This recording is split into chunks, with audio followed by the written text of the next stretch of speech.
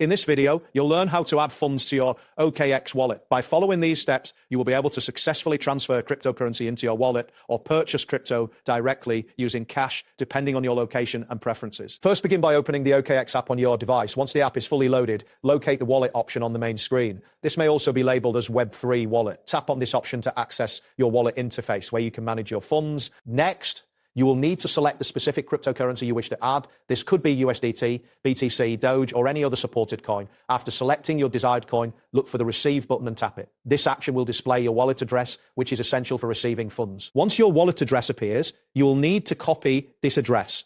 Make sure to verify that the address is correct, as sending funds to the wrong address can result in a loss of your cryptocurrency. After copying the address, you can now send funds from your other wallet to this address. Remember to choose the correct network during the transfer to avoid any issues.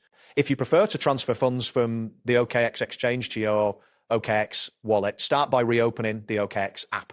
Navigate to the exchange section and then select Assets. Within this menu, look for the transfer option and tap it. In the transfer interface, set from to exchange and to Web3 Wallet. Now, select the coin you wish to transfer and specify the amount. After entering these details, confirm the transfer. The funds will then be moved from your exchange balance to your wallet.